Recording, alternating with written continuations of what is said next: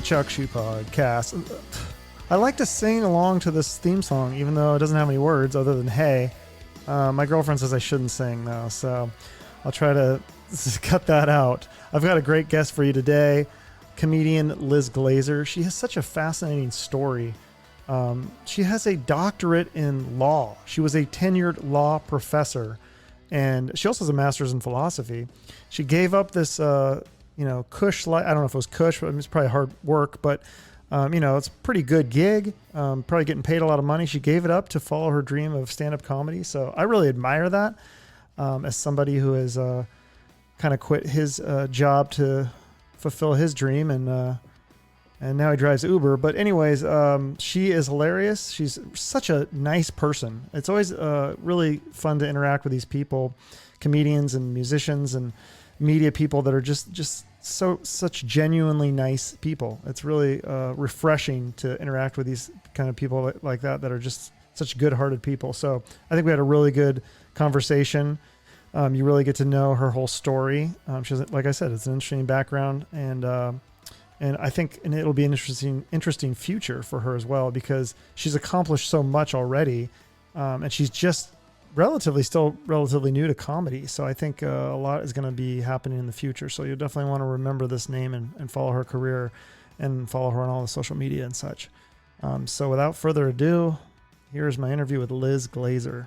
Please welcome Liz Glazer to my show, the Chuck Shoe Podcast. Oh. You are actually the first woman that I've had on my show, so I hope you're okay with that. You're like the Susan B. Anthony of my podcast. I mean, I've gotten it before. It's exciting. So, you were recommended by Mike Kaplan, who was also on my show. And so you must have lived in New York at one point. You live in LA now, but you must have lived in New York when you met him, right? Yes. I'm from that area of the world, New York, New Jersey. I'm from a part of New Jersey whose sole existence is as a result of its proximity to New York. But then I went to high school in New York, and I lived in New York doing comedy for 4 years, the first 4 years basically of doing comedy. And the reason that I say basically is because I literally started in Chicago, but not like came up in Chicago. And then, I moved to LA in 2017, and that's where I live now. Gotcha. Yeah, and we'll get to all that Chicago stuff, and you have a very interesting background, but I try to go chronologically a little bit if I can. So your parents are, is it Latvian Orthodox? Did I say that right? No, I probably screwed that up. So my dad is from Latvia, and in terms of Orthodoxy, we're Jewish. And I went to a modern Orthodox Jewish day school. Okay. Growing up, or I guess two, one for elementary school and then another for high school. So I'm guessing that's where those two buzzwords came into your research. Yes. Yeah, absolutely. And then I thought this was interesting. So, cause you said something about, I didn't hear the details on this, but did you say your dad was in a movie when he lived in Israel for 6 months? Yeah, I don't even remember where I said that.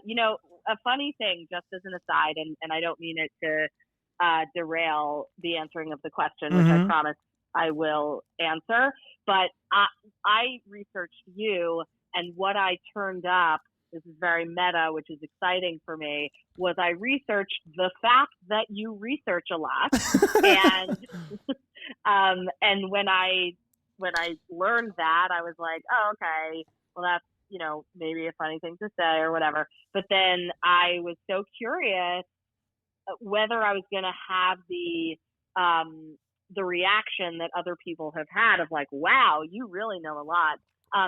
So I don't even remember where I said that, but I've been on, podcasts and stuff. Right. And yeah. So whatever. Yeah. But anyway, it's a lovely thing that you do, the research. It's it's impressive, and there's that, but it's also a very generous move. And so I appreciate you. That's a nice thing to say. What you do. No, and I love doing it. I feel like I know you already just because I've listened to all these interviews that you've done. I've watched your stand-up.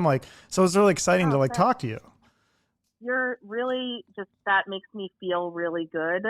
And it's Good. And so, yeah, thank you. Thank you for doing that. And thanks for having me on. Regarding my father. Thanks for coming on. Oh, sorry. Yeah. Your father. No, I didn't mean to elicit an apology. I just didn't want to not answer the question. I am still a lawyer. So, I don't want to not answer the question. You still have your law license then, or how does I don't know what they call it. Yeah, yeah, okay. Yeah, you're legally. I pay, right. I don't. I think I do have retired status because I don't do. They have like continuing legal education, which makes enough sense that would be a requirement in like a bar, whatever profession. So I definitely don't do that, but I pay the dues every 2 years, I think they are. It's basically just like, because my mother really wants me to, and also I'm afraid. There is like, sure, yeah. I think that I push through fear, as we all do in kind of making work and putting stuff out into the world.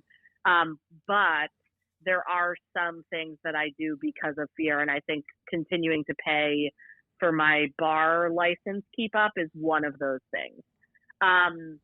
But yeah, I mean, my dad is from Latvia, from Riga, and he is now in America and has been in the United States for like 40 something years.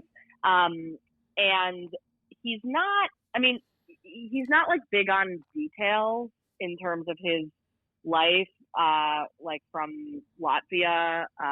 He's sort of like someone, I don't know exactly how to, I don't know, like a personality type, but he's someone who will blurt things out after not saying something for a very long time. And sometimes that's like, sort of like, oh, I didn't know you were feeling all this stuff kind of thing. But sometimes it's like details about his life that you're like, wait, what happened?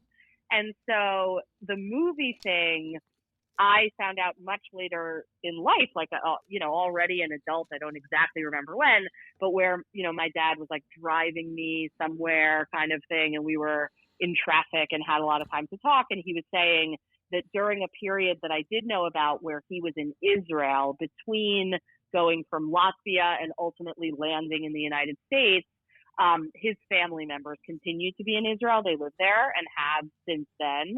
But like, there have been waves of immigration from various parts of, at one time, the Soviet Union, like, Russia, Latvia, whatever, to Israel of Jews. And he was in the wave in the like mid to late 70s.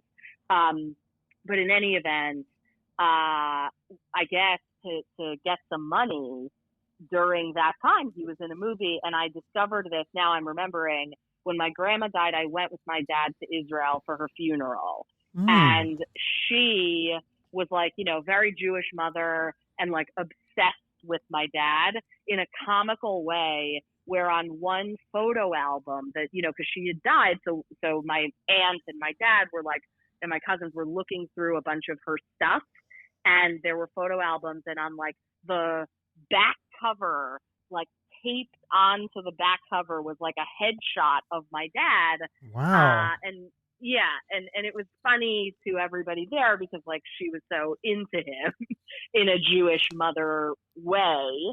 But he was pretty cute. And then he said, oh, that was my headshot for this movie that I did that I hadn't before known that he did. I've tried to look it up. If you have found that movie, you are a gold star researcher. I have not found it. No, I didn't get that. I didn't even know what it was called. So that's why I wanted to ask you about it. Either. But yeah, I was curious. But I don't either. So then your mom, she had a little bit of an entertainment gene in her too, because she wanted to be a singer. She wanted to be an opera singer.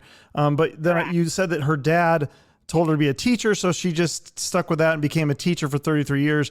But that kind of, in a way, inspired you because you kind of wanted to do the opposite, right?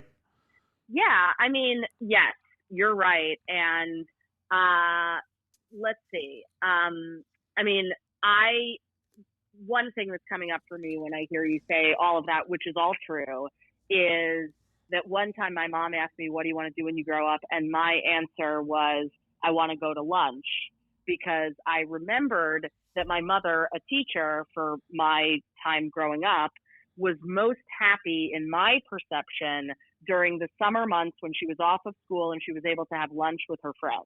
And so I, was like, yeah, that part I like.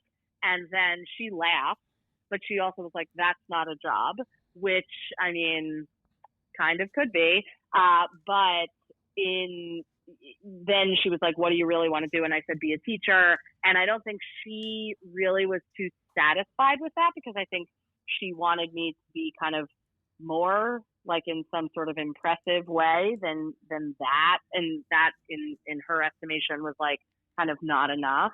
And I don't think, I mean, my mom was a New York City school teacher for all of those years. And like, that is really obviously important, hard work. And really admirable. And when I think back to my teaching career, I get that there are certain aspects of it that are arguably impressive. And I definitely like worked hard and learned a lot and, hopefully taught a few people a few things at the very least. But I think it was, I don't know that it was like something that I was super invested in necessarily at all moments and necessarily like engaged in at all moments. And I'm not saying my mother was or wasn't in her work. I think there are certain moments that, she obviously had to be, as anybody does in a job, and especially like a difficult job like that. But I think that, she had it in her life kind of as like, yeah, it makes sense. I want to be home for you guys when you come home from school. You know what I mean? Like right, that kind of very practical, which I really admire and think is like such a generous thing as a parent to do. Definitely.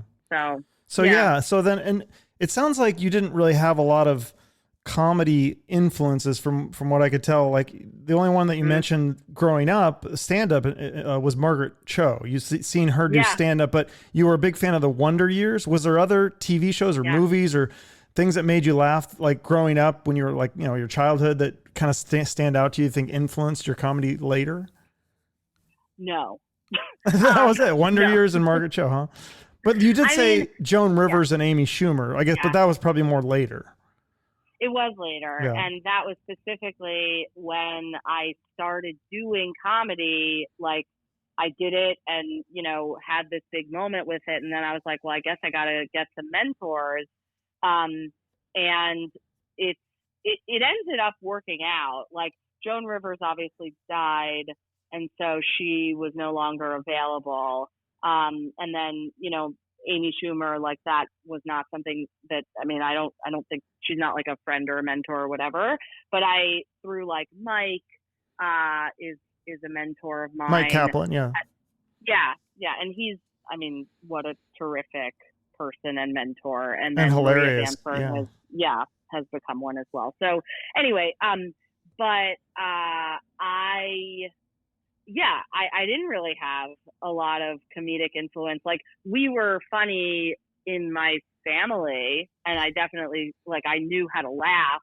And when I taught, like I do remember one time, I don't mean this to come off as like really braggy or anything, but I taught one of my first year property classes in, I don't remember what year of teaching, and somebody whose office was on the hallway of that classroom remarked like, what are you doing in there? It sounds like a comedy club, just in terms of like the kind of laughs per minute, I guess, that I was getting in property class, which is a hilarious class for any first year law students and lawyers. I mean, they're probably just laughing thinking about it. But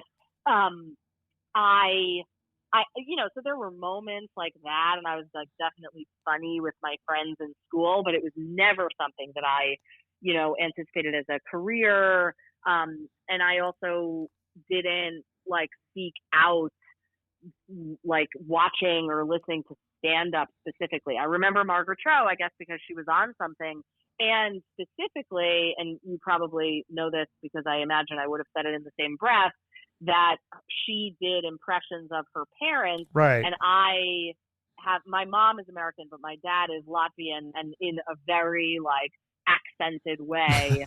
And it's something that like that is, and it continues to be sort of a hurdle for me in stand up, where I'm like, I'm pretty sure that if I kind of got it with my dad's accent and all that, that I could really embody him and do bits about some of the stuff about him that's funny and our relationship, because there is a lot there. I believe that to be true, but I've yet to kind of conquer it as a comedian.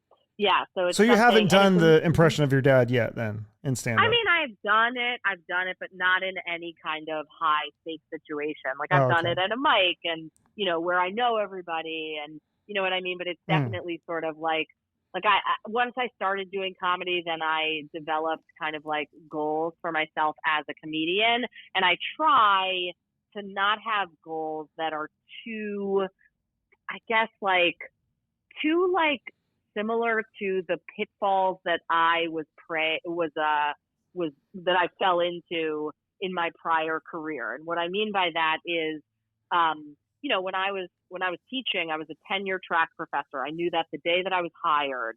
And before that, I was in a law firm. And so there was sort of this idea of like, are you on the partner track or do you not really care about your job? And so there's this idea that the present moment of one's job in those settings is dictated by one's goals for the future. And in the law firm, I was not moved to seek a partner track at all. I was like, this job is not for me. And I was pretty sure of that. Yeah. And the vibe, you know, I worked at like a big law firm in New York. And so a lot of the people there were like, you know, other people who had gone straight through from college to law school and were just like, okay, this job pays a lot of money. And like people seem to be impressed with it when I tell them about it at Passover. But like, I don't know, like the idea that like somebody would be really into it was not really the vibe. You weren't feeling it, yeah. Yeah, and that was not strange in terms of like the numbers of people around me. I would say that it was like pretty regular in terms of just like the frequency of that attitude, at least as far as I could perceive it. There were definitely exceptions, but like they were very few. Right. In terms of people who are like, yeah, this job is like what I'm into, as opposed to people who are like, yep, this kind of sucks, but we get, I guess, that it makes sense to do. And it's like a thing that in our society is like considered good. And then with teaching, it was very different from that. I remember specifically when I interviewed for my teaching job that I would eventually get, that, you know, everybody was like, this is the best job in the world. Like almost like it was a catchphrase, best job in the world, best job in the world. And I was like, that is so interesting. And at the time it was because of the sheer contrast between the law firm and school. And then once I was in the job, I was like, are they just saying that, at least some of them? Yeah. Because I'm like, is it real? You really think this is the best job in the world? And I got that it was better than a law firm job. You know, in the sense, and I guess to break down like why, it could be like you have a lot of freedom to like write about whatever you want. It's not like a client wants to, like I was a real estate lawyer, so like our client wants to buy a building.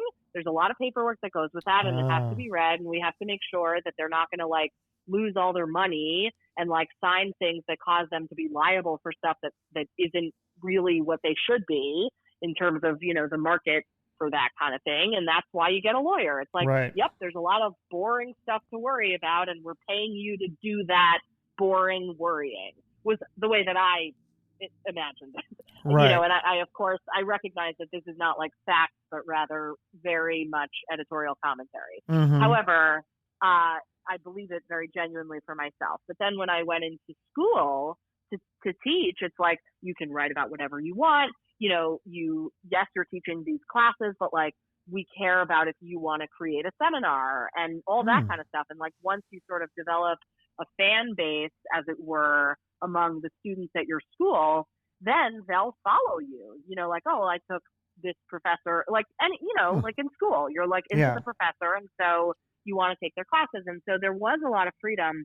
And that was why when I first did stand up, and I imagine you've heard the joke about the professional orgasm and, you know, just, yeah. So the joke there is that the first time I did it, and this is really true, and it derived for what it's worth from a sentence I said, not for the purpose of a joke, which I think the best jokes do, to my therapist. Because I was like, it was like I had a professional orgasm. And then the joke part of it is that it was basically like a regular orgasm, but I was 100% sure that it happened. And so that moment, you know, I don't think that if I was like really not into my teaching job, that I would have been available for that. Like if it was the equivalent of like, I just got out of prison, you know what I mean? And this is like my first meal and it, of course it tastes good kind of thing. I'll have what she's having, right? Yeah. Right, exactly. And so, yeah, I mean, and I don't mean the prison analogy like offensively. I don't mean to suggest that I know what that's like, but my point is just that I didn't feel shackled. I actually felt like, yeah, I like teaching, and I like, you know, I enjoyed my connections with students and like kind of the intellectual like pursuit of law school. I really did like it, and it wasn't until that first moment doing stand up that I was like, oh, now I get that like it stuff can feel this free. Right. Yeah. So, I mean, your education is impressive. I mean, I didn't know. I knew about the doctorate in law, but then when I was doing the research, you also have a master's in philosophy, and then like you said, you worked at a law firm, and so then you were at the university, and you were the tenured law professor. So I mean, that's like a pretty cush gig. So I think that's what you mean when you say people say like this is a great job because it pays really well, and you're not working as hard as if you're at a law firm. You're not burning the midnight oil as much, right? You have a little bit more freedom, and so you practice those. The hard Well, just as a footnote, sorry, because I'm also an academic, but like in terms of the hard work, like it is a lot of work. And I think other professors, like if you're like, oh, well, you have the summers off, they're like, we don't have the summers off. And that's kind of a thing within academia, but you're right. But I think, you know, anyway. So anyway, sorry, you were. But so no, and then you actually, this was interesting too. You actually first got into the comedy was actually an improv. You took an improv class at the correct IO Improv Olympic, and I guess is that a pretty big? It's not as famous as Second City, but is it pretty famous? Yeah, I mean, IO, it is pretty famous, and it's not Improv Olympic actually because of a lawsuit, which, I mean, you're correct that that's where the initialism comes from. Yeah. But the reason that I mention it is not to say a thing like, oh, you're wrong, but instead to kind of, I don't know, in terms of their fame, like they're famous enough that the Olympics sued them and cared about the name. But it's the kind of thing where anybody who's like going through Second City is most likely also going through IO concurrently. And so Second City has more shows that are like, you know, like they have a sketch show that you know, if you're visiting Chicago, that's like definitely a thing you would do at like 8 o'clock on a Saturday night type of thing. Yeah. And IO has lots of shows as well, but like they're a little more like where people who are in Second City or eventually will be on the main stage or the ETC stage in Second City would go every single night to kind of like cut their teeth and whatever. Right. And I speak not as an expert who's been through that like whole education system because I did not go through it. But I was in class on a visit. I visited Loyola Chicago it was in my 4th year of teaching. And that's when I took the class. And I took the class expressly to do something that did not have a goal attached to it. Right. Because of what I started saying earlier about like, you know, 10-year track and like everything was about the track. And I was like, I want to do something that's like just for me. And I could because visiting away, you know, you're still teaching, you're still writing and all that, but you don't have like committee work and you're not like running a school because you're a visitor at that school. So there is kind of a little bit more freedom during a semester that you might visit somewhere. And so I took the class and I got like really quickly like obsessed and absorbed into both the kind of like the art and craft of it, but also like the people. And the teacher, wasn't it? It was the teacher you had a crush on. Well, yes. I took 2 levels in that semester, and the second level was taught by somebody who I had a huge crush on. And her name is Lindsay Haley, and she is a wonderful performer and artist and all that, and friend. Yeah. And she and I were like internet connected from that year, so that was like 2009, through 2012, 13, when I would come back to Chicago, because at that point I was in a relationship with somebody in Chicago, was trying to move to Chicago permanently because that woman lived in Chicago and worked in Chicago. And so I was like trying to get a full-time job at a school in Chicago. I actually interviewed and sort of got a job at Loyola, but then like Loyola is a religious institution. And so what happened there was I got the job from the law faculty, and then there was opposition based on some of my papers. One in particular, I wrote a paper in the Columbia Law Review sidebar called Sodomy and Polygamy. And it's like, I was pretty okay at like titling stuff well so that like people read it.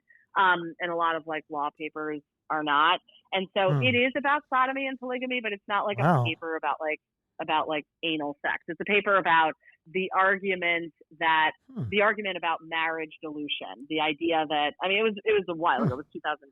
So it was before there was legalized same-sex marriage across the board, and a lot of things were different. Gotcha. But it was sort of a response paper about the idea that marriage should not include gay marriage because of the dilution of the word marriage. And so it was like, you know, just a think piece basically, but it was called Sodomy and Polygamy. Interesting. Yeah. So anyway, I wrote that paper, and some of the people on the faculty at Loyola were like, our institution is a religious institution and we cannot hire somebody who has written, for example, sodomy and polygamy. And then the vote from the law faculty was denied by the university, which is a rare thing because that kind of a move pretty much in any university, like a law school, a medical school, a business school, usually they're self-governing bodies for the most part.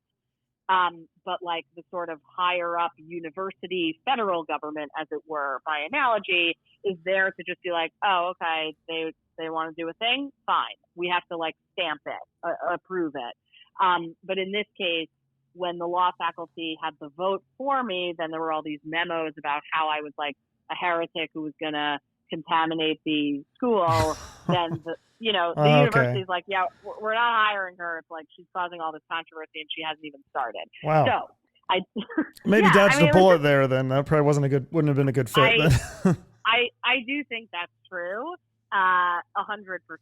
But you know, I mention it in case it happens to be of interest to anybody. So and also just it's what happened. But then I was like on the hunt for like another law school in Chicago. And whenever you're trying to move to a specific city, it's obviously harder because then you're like, okay, so what are the schools in that city? So there, you know, DePaul was also religious, I think it is. And then Chicago, Kent, I don't think was hiring. And then there's the University of Chicago and Northwestern. And those are obviously really good schools. Northwestern, you know, and I was coming from Hofstra, which like, it's a great school, but it's not Northwestern. And so it's very much kind of like, yeah, I play on like the Red Barons and I'm trying to move to the Yankees. And I can't believe I just used a literal baseball analogy that actually makes sense. But I once went to a Red Barons game. What is Red Barons? I'm not, is that a minor league team? That's a minor league team. I don't even know if they exist anymore. Like I just remember the Red Baron pizza. Yeah. You remember those? The Red Baron frozen pizza? No. Oh, those are so great. Yeah, now that you're mentioning, yeah. But anyway, I don't know anything about sports, but somebody took me to that game. No, but tell me about going back to the improv teacher. Tell me about this story. Oh, sure. You met her for coffee, but you did 18 shots. Is this true? 18 shots of espresso before you met her? And she's like, you have a great energy, but like probably that was because of the coffee, right? Correct. Yes. How did you did you have a heart attack after 18 shots? I mean, isn't there a limit to how much caffeine a human can consume? I guess, and maybe my limit's high. I don't really mess with it anymore. I mean, I'll have coffee in the morning. I'm not not caffeinated ever, but like, it was a time in my life when I was like much more willing to experiment with like if there was, I mean, yes, drugs, but like it was more like if there's something that can take my energy to 1,000,000, I want to do that thing. Like that was really what I was about, I think, in that moment. And I think some of it is like because I think I had a capacity for a higher octane level. And now, I perform every day. And so I think that is really helpful because, I've always been the same, but I think that this was sort of when I was, shedding a lobster shell or whatever, you know what I mean? Just sort of breaking out. Gotcha. But yes, you're correct. At the time I was taking Adderall, and I would take like way more than I was prescribed. And it wasn't like I took them in like, all in one like shot, but it was the kind of thing where I would be taking Adderall. I would take like, let's say 1 Adderall, and I was like on a sort of thought train and doing some work. And then I would have like a dip in mood, which I imagine, I'm not like, I don't know that much about the science of like how drugs hit a person, but I'm guessing there's like waves, right? And the moment that you feel like, oh, I think I need more of the drug, I would just take more Adderall. So I was on a lot of it at pretty much all times.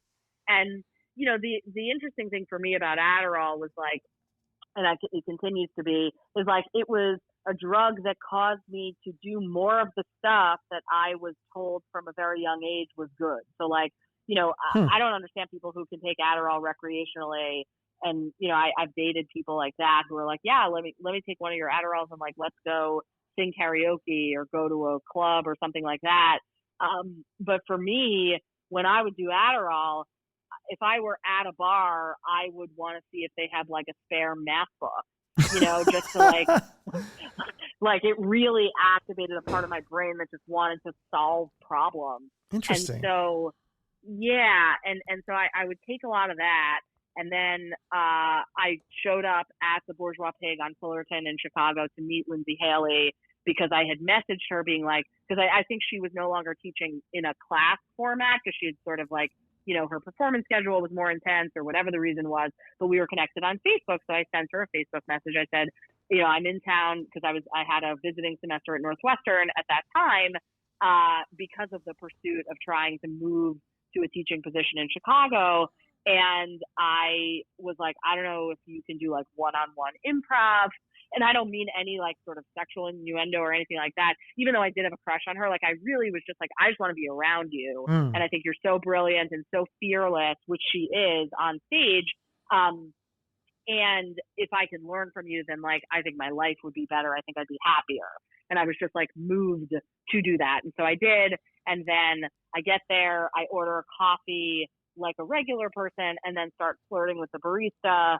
I don't remember exactly why, but then she like dared me, as far as I can remember, to take a shot of espresso and then more and then more. And the Jeez. 18, That's I think so at many. that point, How much does that cost? So many. Fair point. I don't remember. Crazy. But yeah, that's a good question. But anyway, like the 18 is that's life in Judaism. Because like in Hebrew, I mean also Judaism, but I meant Hebrew, where words have numerical equivalents, and so there's a chet and a yud. Those are 2 Hebrew letters that spell the word chai, which means life. And so a lot of times, like Jewish people will send a check in an amount that is a multiple of 18 because it's like, just a special number in the religion. But in any event, yeah, my OCD, which I don't identify as like, like when I've seen depictions of OCD on television shows, I do get it.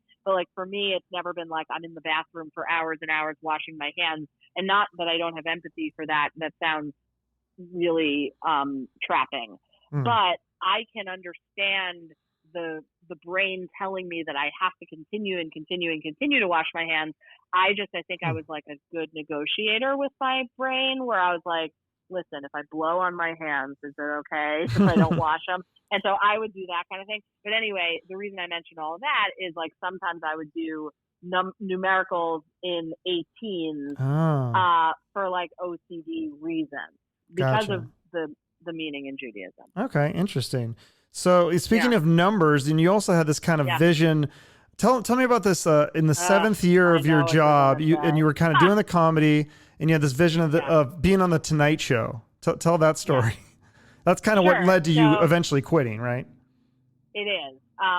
So the first night, the professional orgasm night, was amazing. And like, when I say amazing, like that was March 5th. So March 6th, I wake up. You really are good at remembering these dates. I'm really impressed by that. I know. Oh, thank you. That's nice of you to notice. So anyway, I wake up the next morning having like, a fun high from having a good show the night before. Right.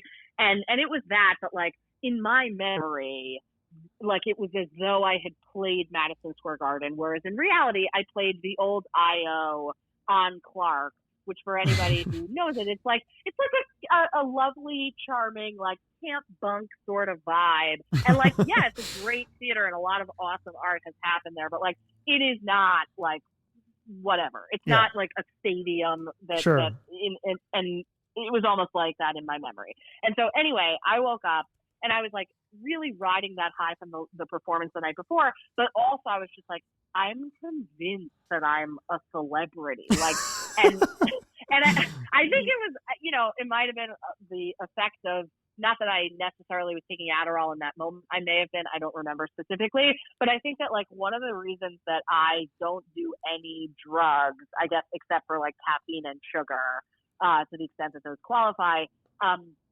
I don't do them, not so much like, I guess there is an addictive element, but it's also like, because I think that I have a tendency to like really dream very big, and that's great. And I think there can be like wonderful things that can happen in one's life if that's like a tendency.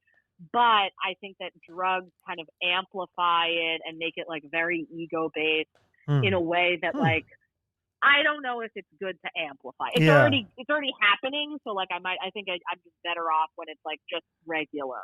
But anyway, it was not at this phase of my life. And also I had just had like my first stand-up set. And so to the extent that I'm susceptible to this sort of vision anyway, it was only going to be like more intense.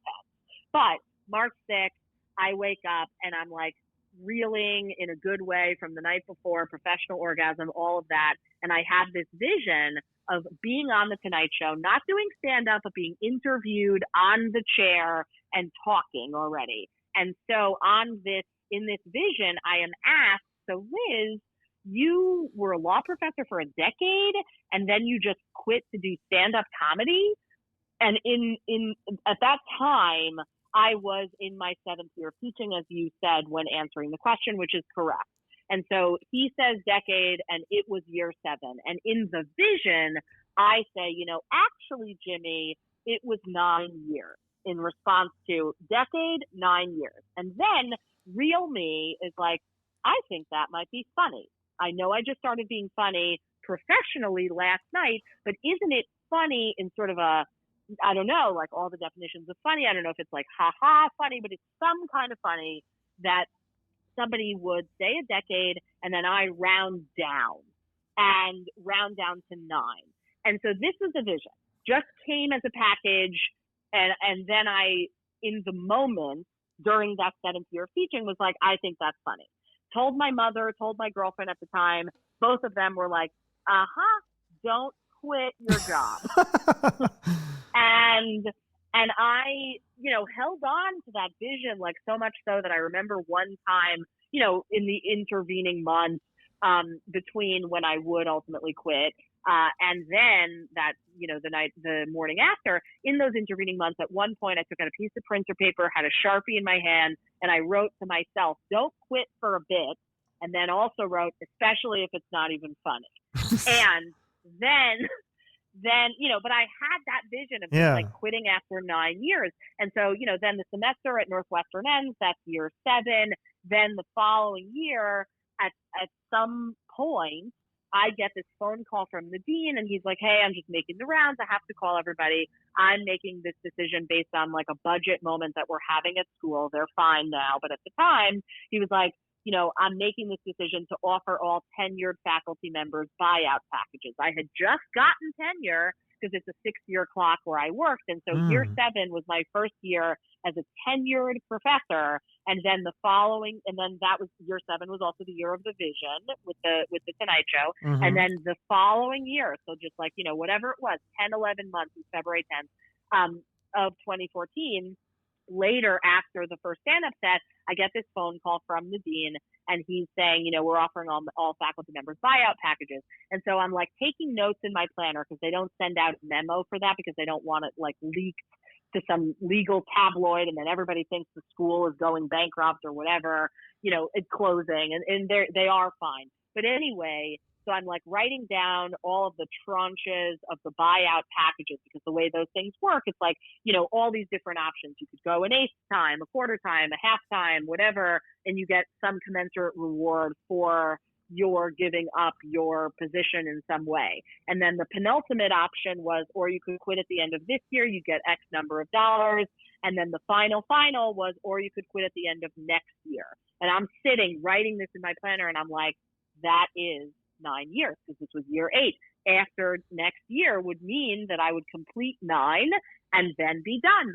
And so I said to the dean, who was a friend of mine, we had been on the faculty together for years, I said, Eric, that's the one I pick. And he says, Liz, you get that this isn't like, it's not like a multiple choice question on the SATs. You have to pick an answer, you don't get credit. He was like, you don't have to pick any of these. I just have to tell you. And I was like, I know. And I told him exactly this story. Wow. And he knew you guys, that you had done stand up, and that was kind of something you were doing on the side, and that was your dream. I mean, it wasn't, I don't know that people necessarily knew that I was like really serious about it, but definitely people knew I was doing it. Did you ever reconsider that and think, this is crazy, I should just do comedy on the weekends or work as a professor part-time at least, and comedy part-time? Or what made you just decide that I'm doing a full jump and I'm quitting? Well, the belief and the vision. Really? That was that vision? 100%.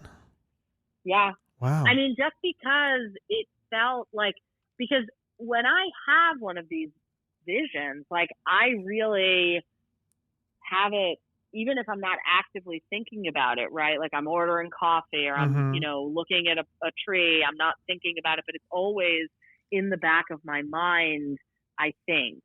I just think that I've been that way with stuff. And so, well, did you have those visions with like getting the doctorate in law? I mean, because the other goals that you had accomplished, the master's in philosophy, the doctorate in as a lawyer, and then like a tenured law professor, were those goals that you had for yourself as well, like visions that you had for those things? Yeah, it's a good question. Well, so teaching law was one that I developed once I decided to go to law school. Okay. I don't think that going to law school was really one of them. It was more, like, I don't remember having that vision as a kid. I remember having visions of being on stage as a child. Wow. Yeah. So do you have any, Sorry, go ahead. I was just going to say, do you have any regrets with that decision? Like, or are you glad that you made the, because now it's a few years later, you've kind of been able to test the waters a little. Do you feel like this is working for me? Or do you feel like you might have to go back to teaching or being a lawyer? I mean, you said you still have that license. Yeah. Yeah. I don't have regrets at all. To answer the question more kind of in a grounded way about, whether it's going well enough or all that. I mean, I don't want to be a lawyer. I don't want to work in the capacity of like law or teaching law or stuff like that. I appreciate the method of thought. And so it's not that I think that, like, sometimes when people find out that I'm a lawyer and they've just like heard my stand up, they're like, it makes sense. No, that's I get it. Yeah. But it's not like, I don't want to think about like, okay, what are all the things that could go wrong and what are the rules that are governing our relationships? Like, that's not interesting to me. But what is interesting to me is kind of using the methodology of thought, which was basically what I taught, in order to like go deeper into like cataloging the stories of my own life in order to communicate, like, things that could make people laugh, but ultimately insight. So, So with your education and your background, do you ever feel like you have to kind of dumb it down a little for stand up, or like certain towns you kind of have to maybe like, oh, maybe I should dumb this down a little? No, I don't think so. I mean, that's good. Like, yeah, I guess. Because you and Mike both have that really, you're both very intelligent. You have that kind of like higher level comedy that I really appreciate. And I don't know if you know Dan Yeah. Wilber. That's how I came across Mike Hmm. Kaplan, is through Dan. He is also this. You guys have this kind of like smart comedy thing. So Sure. I mean, the thing is, though, like one of the things I remember this, like when I actually started in law school writing, like writing briefs and memos, like for legal writing, which is a class in law school. And mm-hmm. one of the things that I learned there was that to do it well, you've got to do it really simply. And that's like, I mean, people think of law and they think of legalese, and legalese almost by definition is complicated, but really it's not intended to be that way. It's intended to be precise. And because ultimately, like when you're making arguments as a lawyer in some capacity, right? Like you're making an argument about precisely what you mean, or else like there wouldn't have been a disagreement such that we're in court. Or in the case of contract drafting, we're wanting to avoid disagreements, and so our desire is to be as precise as possible. But because the desire is to be as precise as possible, in order to get there, you've got to be thinking, well, I've got to say it as simply as possible, because if it's precise and complicated, nobody's going to know what anyone means. And that's obviously not the point. Right. And so I think that as a result of that, like, it's like I don't know. First of all, I think people are smart. And second of all, I think that it's more interesting to me to just connect the way that I actually would talk. Like that's just the most authentic way that I'm going to come across. And so it's not to say that I've never failed in front of audiences that are like not into it, but I don't think that's because they're not getting it because they're not smart enough. I think that I somehow got spooked in those situations and was like, oh no, I'm not doing well. So maybe like I just don't think it's ever been because someone's not smart enough to get it. Well, and you said you like the improvisational comedy better than the kind of setup punchline joke comedy. But tell me this story too. I mean, I've heard it, but I want our audience to hear and I don't know if was this the first or second. It was early in your stand-up career. You got a package and you weren't sure who it was from, so you decided, I'm going to open this package on stage as like part of my routine, having no idea what's in it. Can you tell that story? Yeah, I can tell the story. So it was my literal first set. Okay. And I was really, really nervous. And a mentor of mine was like, you know, and when I say mentor, she was somebody I'd taken a writing class from. Her name is Abby Scher, and she's also great. And anyway, so she was like, just start off by being as vulnerable as you can. Say whatever you can that's vulnerable at the beginning. And I was like, okay. But then I was like, which thing? How do I get vulnerable enough? And I was just like freaking out. And then on my way out the door, I see that I got a package and I didn't know what it was. I wasn't expecting it. And then I was like, well, what's a really quick way to be vulnerable is just to not know something. That's like a trick in a way to be vulnerable. And so I decided to open the package on stage. It turned out what was in the package was 18 high life because it was 3 packages and each of them had 6 vinyl shoulder covers for suits, because my mother had visited my apartment a week earlier and noticed that my cat Mona, who has white hair like fur and long fur, her fur would like drop and shed on the shoulders of the suits that I would wear to teach school.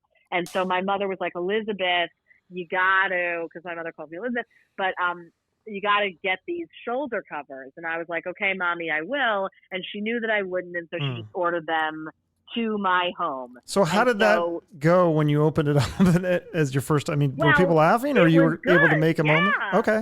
Oh yeah, because I think that because it was what it was, I mean, first of all, maybe because I didn't know, right? So there's a little element of surprise. But I think even more than that, because there was so much story and so much relationship in the story of like, well, my mother and my cat, and I'm talking then, even if I don't know how to be funny specifically, which I absolutely did not at that time, you know, I knew how to be funny. I knew how to make a joke in a conversation, or if I was talking about the rule against perpetuities, then I could make a joke because I knew how to make jokes, but ultimately it wasn't like the joke wasn't the point, right? And just slightly in response to your lead into this question about improv versus setup punchline, I actually think that now I'm getting much more comfortable with setup punchline, but I started this way. And so, it's an evolution. Yeah. However, at this time, I had no idea how to like purposefully be funny. Right. But I did know how to relate to a bunch of people and tell them why someone sent me this package. Yeah. And that ended up being, a way of conveying information that was like funny in a way about me and my mom, and then me and Mona, my cat. Right. And so, so it did work. Yeah. And I mean, cause you had experience as a teacher, and like you said, the people had said that your classes were like comedy clubs. So, I mean, it wasn't like it was your first time doing stand-up comedy, but it wasn't like your first time talking in front of people and making them laugh. So that's kind of true. Smooth transition. True. Yeah. No, I was watching some of your stand-up today, and you did a joke and made me laugh really hard. So I hope this isn't offensive, but I thought it was really, when you said something about how Alice from the Brady Bunch, I lost it and I was in the gym and I'm on the treadmill and I'm listening to that part. I just laugh. I love self-deprecating humor. Do you do a lot of that kind of? Yeah, I guess I do. I mean, and I've actually added a tag to that joke. Oh, really? So basically, it's right after the professional orgasm, and then I said, "This is what that looks like for me." Yeah. Or if I can be really dirty, this is what I look like when I'm coming. And then I say, fully clothed, microphone in hand, like Alice from the Brady Bunch. And then I think in the set that you may have seen, I probably said, "I squirt." No, I don't. Yes, I do. Whatever. And that got laughs. But because of that, then I started saying, "I squirt." No, I don't. Yes, I do. Well, I do, but it's my job to clean it up because, of course, Alice is the housekeeper from the Brady Bunch. And so that's funny. That's been fun. Yeah. So thank you so much. And do you go now? I know you've done comedy in New York and LA, and then I think one of the videos was Seattle. Have you traveled the country a lot? Have you been done comedy in a lot of different cities and towns? You kind of I mean. Yeah, like it's more picking up for me now. Okay. So I'm actually like a couple weeks out from like a little mini stop in Portland. I'll be in Portland for, I think it's like 4 days, but like 12 shows. And then San Francisco right after that. I actually have my first show where I'm running an hour in a law school. So that's the thing that I'm doing is a tour of law schools to run an hour. Which I'm excited about. But anyway, so I'm doing Berkeley. I think so. But then, so now I've gotten to a point where, and it's interesting to me because like having come from a career where there are so many, not that it's all this, but there's a lot of like kind of, when you've gotten to a certain level because like you're up for tenure or you just got this publication or whatever, like you just graduated. But in comedy, it's a little less obvious, like you kind of don't know until you know.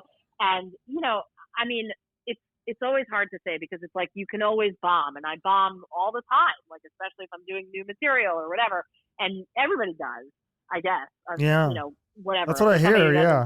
Right. Well, they say that's how you become a good stand-up comedian, is kind of getting your ass kicked at the open mics, and then you just keep getting better. Totally. But I feel like even the best comedians I hear still have nights where they just totally bomb.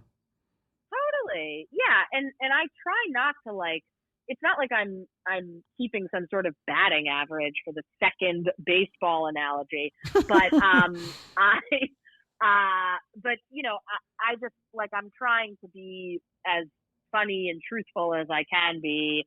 And that takes working it out to do.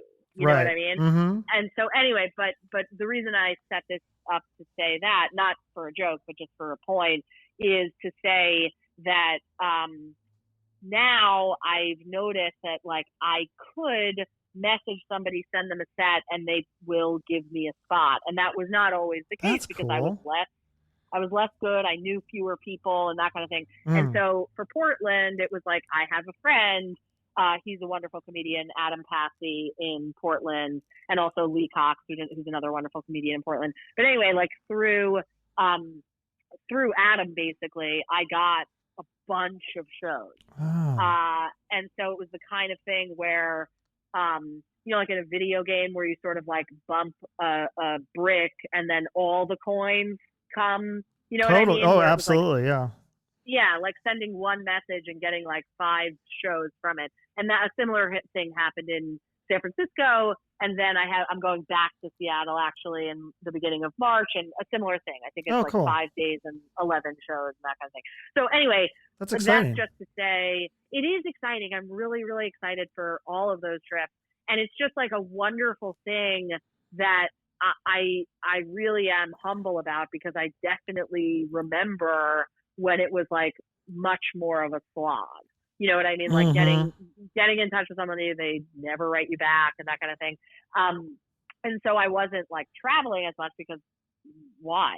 You know, but now there seems to be stuff to do. Yeah. And I travel. Well, so you got the comedy shows are on the road, and then you've done a little bit of TV and film work, and I think you have something coming out called Unsubscribe. It sounds kind of interesting. You're going to play an Uber driver in that. Tell me about that role in that show. It sounded intriguing from what I was reading about it. Yeah, it's a friend of mine, Carson Jarrett, and Terry Schneider directed this indie pilot that a bunch of people from an acting class that I go to and they go to were in. And I was actually PAing, being a production assistant on the shoot, because I had a few days free, and I was like, oh, okay, I want to be on set. My friend is doing a thing and I can make a little bit of money, but it was more for the experience. And then I know the writer, because that was how I got the PA gig to begin with. And so we've worked together like in class, and she asked me if I wanted to do the Uber driver role. And it was really fun and a really good role. Yeah, I mean, I've had like a dream of, and I still do, and it's similar, maybe less narcissistic, but like similar to the Tonight Show one. Yeah, your TV show idea? Well, yes, I do have that, but also for a role to play a bus driver in a Muppet movie. And so that'd be fun. with animal on my lap.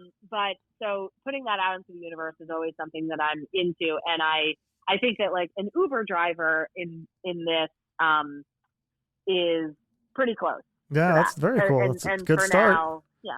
Do you have any plans to write a book? Because I've noticed listening to interviews and stuff, you talk a lot about this book and that book and this book, and with your background in education, I feel like that would be a natural transition to write a book, either like a self-help book or just a comedy book or a funny self-help book. Is that something that would be on your plate at all? Or yeah, I would love to do it. It's not something that, like, I don't have an active file on my computer that's like the book. I mean, I journal every day and I write all the time, but like that is not something, I don't have like chapter 1. You know what I'm saying? Yeah. Yeah. Because sometimes I think like doing that kind of stuff, doesn't that like help get you known as a comedian? Like people, oh yeah, she wrote that book, and then they check out your comedy. It's kind of like one of those, that's what it seems like in this day and age. Like, you got to be on Instagram, Twitter, YouTube. You got to do this. You got to do like 20 different things to stand out almost. It seems like you got to be in TV shows Right. I think that's absolutely true. And then also the other side of it is, well, right now, like I understand the like you gotta aspect of it, but also like you do get to, you know what I mean? Oh no, like, definitely. Yeah. Yeah. And so I write every day, not because there's a gun to my head, but because it makes me feel better. And I think that that's actually like when I retired, it was retiring from a job to do another career, or from one career to another career, but it was also retiring from a bunch of like kind of mindset things that were like, I think in retrospect, somewhat destructive to my like way in the world and my soul and whatever in teaching. And it's not anybody's fault in a way. Like, it's not like law is bad or teaching is bad or I was bad, but rather that the way that I thought about stuff of like, well, I have to like, ace everything. That mindset was really destructive. And so I guess like now, and this continues to be like, it gets harder and harder as I get maybe better and better, but also like as I'm further along in the journeys of like acting and writing and stand up. And it's kind of like, you know, and it feels somewhat trite to say this, but it's like, yeah, as you get kind of further into what you're doing, there's more stuff to do. Sure. It's exciting. But yeah, it is exciting. And so I mention all this just because, yes, I think that's true. You got to have a podcast. You got to have, you know, a YouTube channel and put out videos and also be, you know, writing the book and writing the television show and also writing the movie. And you got to just have it all ready to go. But the other part is, well, you know, I try to think about it like, what makes me happy to fill my time with? Right. And, you know, how can I maximize happy moments in my life to the extent that I can control them? And so it makes me happy to do stand-up. It makes me happy to write. It makes me happy to sing, which is not something that I, you know, do that much of, like in a kind of on stage sort of thing. But yeah, so just thinking about like what's going to fill me with happiness and that I can like get better at, so that my thing that makes me happy can also be something that makes other people happy and bring them value, and then eventually bring me value so I can support myself financially, economically, by doing that thing. Right. You know? No, exactly. I don't have all the answers, but yeah, I mean, if somebody would write a book about how to do that, then I'd read it. So I guess you're supposed to create the content that you'd want to consume. Yeah. So I got to ask you about this too before we wrap up here, but Sure. I just started doing, I don't want to get too deep into this because I'm sure some people will be like, oh, they're going to be rolling their eyes at this, but I just started doing the transcendental meditation, and I read that you do that too. And so I think the stereotype is like people that meditate, you know, they have to wear a robe and sandals and you have to light incense, but you can actually just do it in regular clothes. And it's actually helping me a little bit. So talk about, when did you get into that and how has it helped you? Sure. I got into it the end of May. I think it was May 29th of 2018. And I remember that arguably because of the date thing, but also because I got mugged at gunpoint during the third day of the 4-day training, which, like, you know, it's hard to say that getting mugged at gunpoint is a gift. Obviously, super scary moment and whatever. If I can offer any PSA, I try not to at nighttime. This is only like 9 o'clock, but it's about the lighting. Look at my phone while I'm walking, because I guess that is a tell, not only that you have a phone, but also that you'll be night blinded because of, so it's like, even if somebody isn't wearing like a face mask or anything like that, you're probably not going to A, recognize them, or B, be trusted to recognize them based on the way that our eyes are night blinded from phone glare. Good to know. Anyway, yeah, sure. I mean, if I can be of help. But anyway, and I don't mean that to victim blame me or anybody else. While doing that, but I, you know, to the extent that we can learn from something. Absolutely, yeah. There it is. Good tip Yeah, there. but anyway, right. So that happened to me, and it happened like when you do TM, at least the way that I learned it, it's like you go to some intro talk and then you do or don't sign up for a 4-day, you know, class, and every day is like an hour and a half. And it's not like it's your whole day because it's only that amount of time. But it's like, you know, pretty intense in the sense that you're like learning how to do it and all that.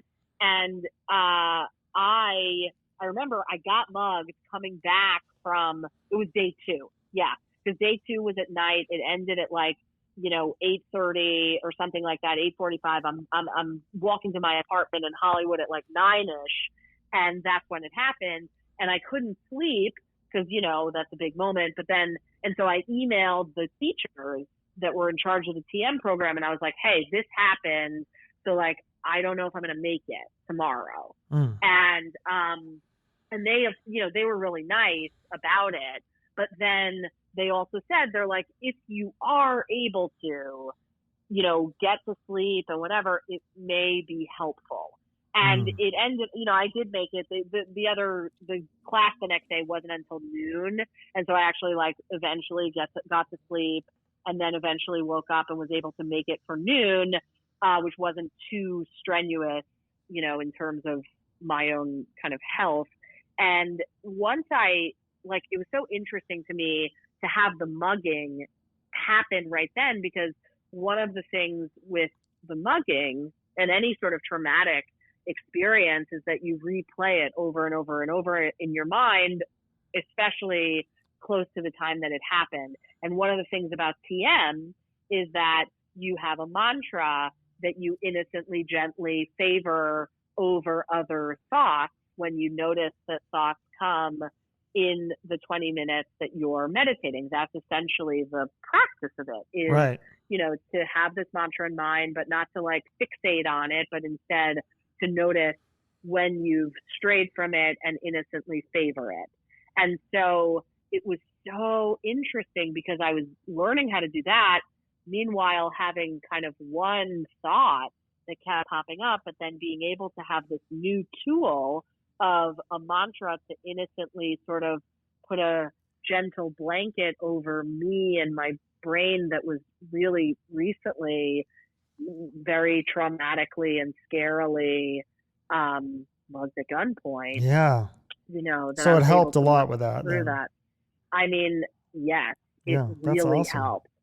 No, I think so it helps me too. It's weird. You do the meditation and then it's kind of like, sometimes you think you're not doing it right or whatever, then you kind of step out of it and you go, oh, okay. Like I do kind of feel a little bit better now. It's weird. Like it kind of helps you like refocus. It's weird, but I love knowing that you do that, Chuck. That's just like fun to I just kind of started and trying it. I've tried other meditations and it like didn't really work for me, but this one seems to be working. So I'm going to keep trying it and see if I can stick to it. It's one of those things you have to like add it to your routine or whatever. But anyways, I like to always end on a charity that you're passionate about. I don't know if you had something for that. That was your homework. Your one thing. Did you have something that you wanted to mention at the end here? Yeah, I mean, I've donated to the ACLU, like any chance that I get to donate. I typically donate to the ACLU because I taught First Amendment law, and I mean, I identify as pretty liberal, but I think that like also it's always been important to me that there is a premium placed on free speech, and so I think we can all agree with that. So I don't know that I'm like necessarily educating people about a thing they didn't know about, but that has always been my go-to. Awesome. Very cool. So there's that. And then you're on all the social medias. I think I found you on YouTube today, Twitter, Instagram, Facebook. You have a website. Vimeo. Yeah. You have Vimeo too? Dear Liz Glazer. Oh yeah, I do. There's more on Vimeo actually, but dearlizglazer.com, and then all the internet ways. And you have tour dates. You're going to go to Seattle, my hometown. So people that listen to me from Seattle. Yeah. So if there's anybody, any of my hometown friends or family are going to be in Seattle when you're there, they should go see you and say hi. Oh, okay. Yeah. I'll tell you specifically. I'll text you the specifics on the shows. Cool. Yeah, definitely. And then look for your cameo. And is it a cameo or is it like a full on? I don't know how big your role is in Unsubscribe, but I want to see that. Yeah. I don't know. I haven't seen the final cut, but it's like I mean, it's in 40-Year-Old Virgin, the like Jonah Hill moment where he buys the boots from eBay, and it's kind of like a funny thing that's small. I would say it's like, I mean, it's aspirational to say that it's like I'm as good as that. Like that makes me uncomfortable, but that's kind of the idea, like a sort of side character with pizzazz. Cool. Well, I'm excited to see that. I'm excited to see you on the Tonight Show. I don't know what year that will be. Thank you. Do you have a number for that one? You're always so good at these dates, but I guess you're not psychic, so you don't know. I am not psychic, but I really am not. But I do get like downloads, and I don't know if you found this out from research. It's not something that I've talked about a ton in ways that are like with links, but I found a lot of fortunes on the ground, specifically between September 4th of 2018 and I think I did see. Was there a stand-up bit about this? Well, there's right. I have done stand-up on it. Yeah. But I'm not sure. It's definitely newer stuff, because sometimes like when I start talking about it, I'm like, this is not relatable. It's just like a weird thing that happened to me. and sometimes I'm able to make it relatable, and I'm sort of like trying to figure out how, but because it's just so weird. Like most people have not found one fortune on the ground, like fortune from a fortune cookie, but without the fortune cookie, you're just like ambling about, and then you see it, next to your left foot or something like that, which is the way that I've had it. And I found 64 between those dates, so September 4, 2018 and Sunday, so January 19th. Although I guess I found it after midnight, so technically the 20th. But and actually the last one was your friend will provide invaluable advice. Or a friend's advice is invaluable, something to that effect. And so I'm very grateful for Mike for connecting us and giving me the advice effectively to go on your show. Yes, thank you, Mike Kaplan. Great, hilarious comedian. If you haven't listened to that episode, listen to that. He's definitely check out his stand-up. Now, and do you have a home stand-up club in LA that you typically go to, or you kind of bounce around from different places? I do bounce around. Okay. Yeah, I mean, recently, last week, literally, I started the process of like perhaps getting booked at the Hollywood Improv, like for late night spots and that kind of thing. Cool. Because it was like, it's sort of a little like feather achievement kind of thing. But I had set of the night, one of the sets of the night last Tuesday, that then meant I got a book spot on Sunday. And after the spot on Sunday, I was like asked to give my info to the booker. So I say that like it's such a new thing, but like that could be a place that I start appearing more. Great. That's exciting. Well, yeah, if I'm ever in LA, I'll try to check. There's so many of you guys now that I've interviewed. So it's like, I don't know, I'll have to like bounce to like 10 different comedy clubs. Hopefully you guys are all at the same club. That'd make it easier. But I'll definitely try to check you out if I'm in LA, because I usually go there a couple times a year. So. Right. And I'd love to come to Arizona. You should come down and do a show here for sure. We have like 5 different comedy clubs, maybe more. There's a lot now. It seems like there's like a couple new ones. There's like 3, 5, 6, 7. I don't know. There's a lot now. So nice. I'll put in a word for you if I know a couple comedians here. So great. Amazing. Well, thank you so much for coming on my show. If there's anything else, is there anything else you want to promote or? Oh no. Okay. No. I'm just me. Thank you so much. This is wonderful, Chuck. Yes. Thank you for coming on. I appreciate it. Yeah. Okay. The same. Thanks, Liz. Okay. Bye. Bye. Yeah. Take care. Bye. Okay, that was comedian Liz Glazer. Definitely follow her on social media, track her career. She's accomplished so much in her life already. I know she's going to accomplish even bigger things in the realm of comedy. Just such a nice person, such a sweetheart. I really enjoyed our conversation. You can follow me on all the social media too. If you enjoyed this podcast, you can hit the subscribe button or write me a review. Tell me how great I am or how terrible I am. I've got some great guests for you lined up, so just keep listening. And I want to thank everybody who has continued to listen and support this show. I really appreciate it. It's a lot of fun doing it. So until next time.